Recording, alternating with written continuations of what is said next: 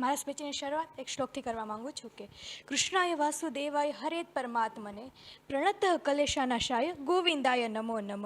આપણે જાણીએ છીએ કે શ્રી વિષ્ણુ ભગવાનના 10 અવતાર છે, જેમ કે વામન, વરા, નરસિંહ, રામ, મત્સ્ય, બુદ્ધ, કુચ, કૃષ્ણ અને નારાયણ. તેમાં આજે હું તમને કૃષ્ણ વિશે જણાવી રહી છું. આપ સૌ મને શાંતિપૂર્વક સાંભળશો એવી મારી આશા છે.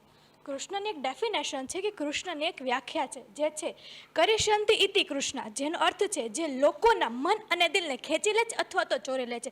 જો કૃષ્ણ ભગવાને તમારું દિલ અને મન ખેંચી લીધું ને તો પછી તેનું જ થઈ ગયું, તેને પાછી આપવાની રિટર્ન પોલિસી નથી. કૃષ્ણનું મન, આપણું મન અને દિલ તેની ભક્તિમાં જ લીન થઈ જાય છે. વ્રજનગરીમાં હસી મજાકમાં કહેવામાં આવે છે કે જો ભૂત પ્રેત તમારો હાથ પકડી લેશે ને તો તે છોડી પણ દેશે, કે જો ભૂત પ્રેત તમારો હાથ પકડી લેશે તો તે છોડી દેશે, પરંતુ જો નંદનો પુત્ર તમારો હાથ પકડશે ને તો તે ક્યારે પણ નહીં છોડે. એટલે કે જો સમક્ષ દ્વારકાધીશે તમારો હાથ પકડી લીધો ને તો તે તમારો હાથ ક્યારે પણ છોડતા નથી. ક્ષણ તમારી સાથે રહે છે ને તમારી મદદ કરવા સમાશા તમારી સાથે ઉપસ્થિત રહે છે. કહે છે કે માખણ ચોર નંદ કિશોર બાંધી जिसने प्रीत की डोर, माखण चोर नंद किशोर बांधी जिसने प्रीत की डोर, हरे कृष्णा हरे मुरारी पूछती जिनको दुनिया सारी, हरे कृष्णा हरे मुरारी पूछती जिनको दुनिया सारी. કૃષ્ણ વિષ્ણુ ભગવાનનો 8મો અવતાર છે. તેને કેટલાક અલગ અલગ નામોથી બોલાવવામાં આવે છે, જેમ કે કેશવ, માધવ, શ્યામ, દ્વારકાધીશ, રણછોડરાય વગેરે નામથી બોલાવવામાં આવે છે. કૃષ્ણનો જન્મ શ્રાવણ માસે કૃષ્ણ પંથે રોહિણી નક્ષત્રમાં કકડતા તુફાન સાથે અંધારી રાતે મથુરાની નગરીમાં મથુરાની જેલમાં રાત્રે 12 વાગે થયો હતો. કૃષ્ણ પિતા વાસુદેવ અને માતા દેવકીનો પુત્ર હતો, પરંતુ કેટલાક કર્મોના હિસાબના કારણે વાસુદેવને અંધારી રાતે કકડતા તુફાન સાથે અને ધોધમાર વરસાદની સાથે છલછલ કરતી યમુના નદી પાર કરી અને શેષનાગનો સહારો લઈને પોતાના મિત્ર નંદબાબાને ત્યાં ગોકુળમાં જવા પડ્યા હતા.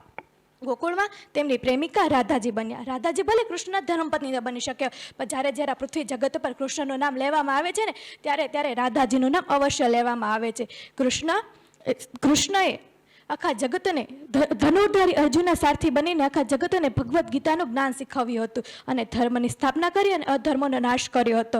અત્યારે ભગવદ્ ગીતા સમગ્ર હિન્દુ ધર્મનું ધાર્મિક પુસ્તક બની ગયું છે. ત્યારે કૌરવોની હાર અને પાંડવોની જીત કરાવી હતી. આ કૌરવોના હારથી દુઃખિત થયેલી ગાંધારી માતાએ કૃષ્ણને શ્રાપ આપ્યો કે તારી સમગ્ર દ્વારકા નગરી ડૂબી જશે. ત્યારબાદ કૃષ્ણ જ્યારે પોતાની નગરીમાં પાછા ફરે છે ને ત્યારે પોતાની સભામાં દુર્વાસા મુનિને આમંત્રણ આપે છે. ત્યારે સભામાં આવેલા દુર્વાસા મુનિ શ્રી કૃષ્ણના પુત્ર શ્યામ આ દુર્વાસા મુનિનું અપમાન કરે છે. આ અપમાનથી ક્રોધિત થયેલા દુર્વાસા મુનિ શ્રી કૃષ્ણના પુત્ર શ્યામને શ્રાપ આપે છે કે આ યદુવંશના નુકસાનનું કારણ આ શ્યામ બનશે.